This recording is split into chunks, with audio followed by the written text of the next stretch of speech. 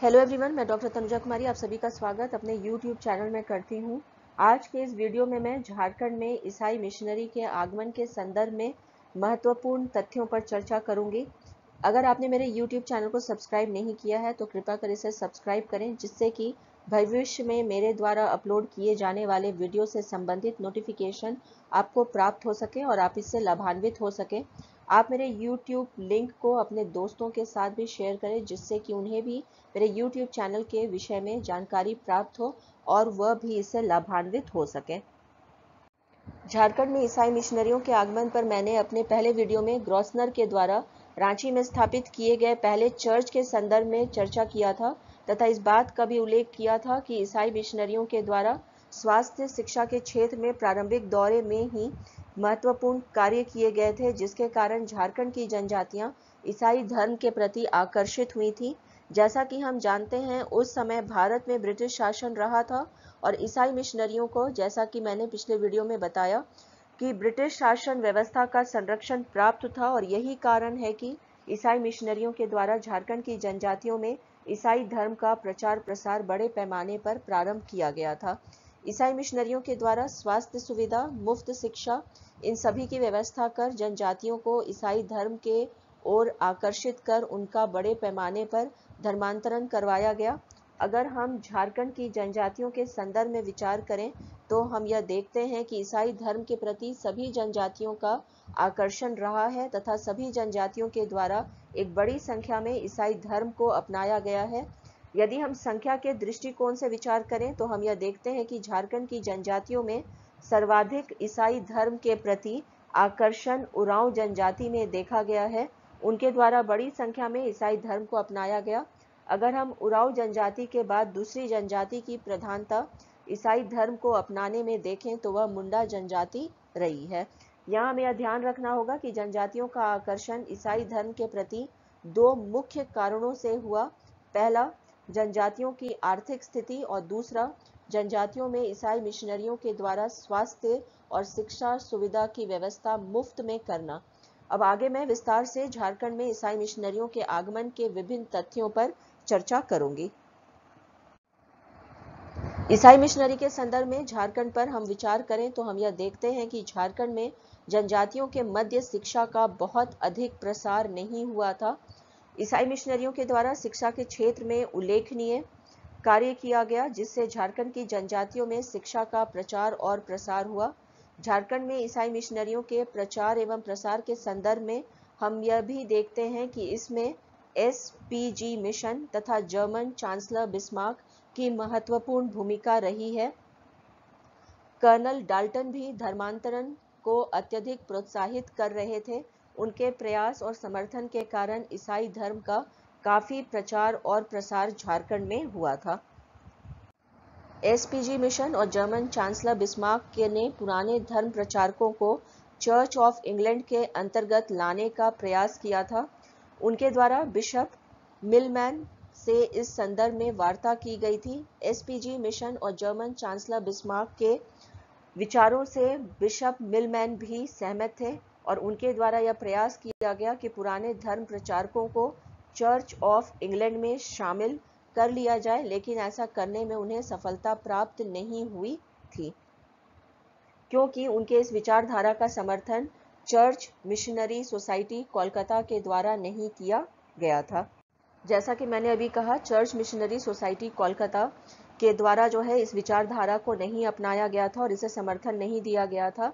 और इसके पश्चात भी हम देखते हैं कि जो कार्य किए गए थे इस क्रिश्चियन मिशनरीज के द्वारा, उसमें भी हमें परिवर्तन देखने को मिलता है।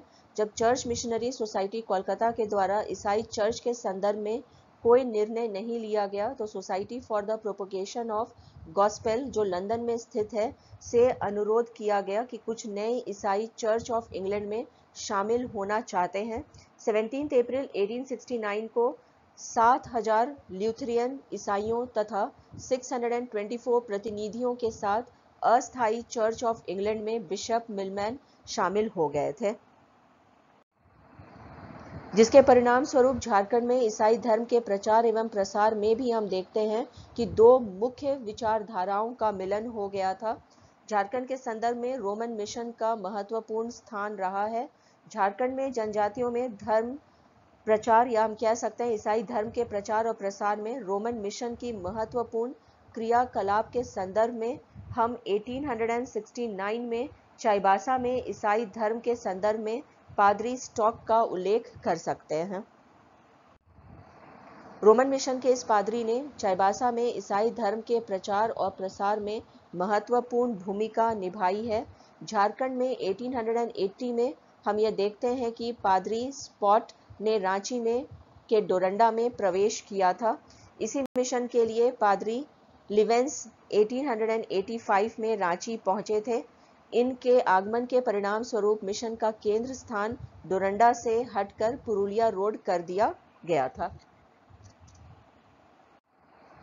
झारखंड में ईसाई मिशनरियों के संदर्भ में हमें यह भी जानकारी मिलती है कि ईसाई मिशनरियों के द्वारा जनजातियों के सामाजिक रीति रिवाजों में, सामाजिक कार्यों में महत्वपूर्ण योगदान इनका रहा था। शिक्षा और चिकित्सा में जनजातियों के लिए ईसाई मिशनरियों के द्वारा महत्वपूर्ण कार्य किया गया है। इस संदर्भ में हम ईसाई मिशनरियों के द्वारा लोहरदगा में खोले गए कुष्ठ आश्रम का उल्लेख कर सकते हैं।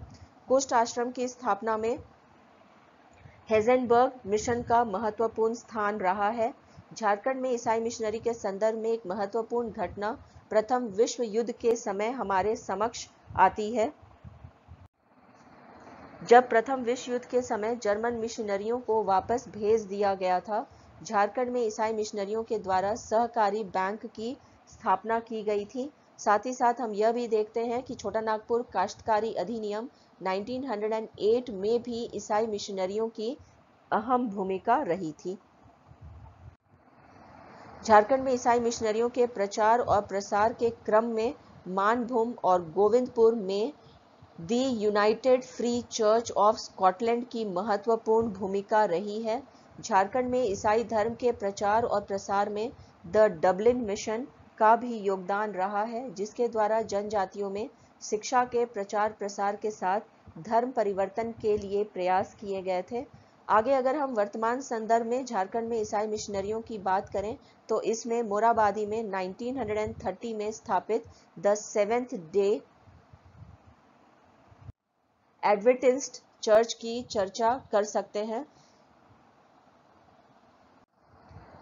जिसके केंद्र को बाद में मोराबादी से हटाकर बड़गांव में चर्च का केंद्र बनाया गया था।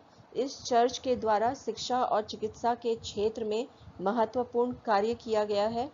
इस प्रकार हम कह सकते हैं कि झारखंड में ईसाई मिशनरियों का प्रादुर्भाव काफी पुराना है और समय समय पर झारखंड में जनजातियों के मध्य ईसाई धर्म के प्रचार और प्रसार के लिए कई मिशनरियों का आगमन हुआ है।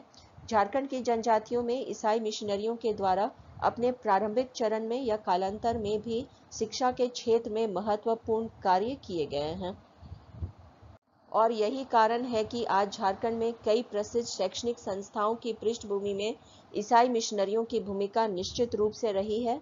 ईसाई मिशनरी के द्वारा झारखंड की जनजातियों के संदर्भ में स्वास्थ्य और शिक्षा के क्षेत्र में जो महत्वपूर्ण कार्य किए गए हैं, उसके कारण झारखंड की जनजाति विशेषकर आर्थिक रूप से पिछड़ी हुई जनजातियों का सर्वाधिक आकर्षण ईसाई मिशनरियों की ओर सहज रूप में देखने में आता है।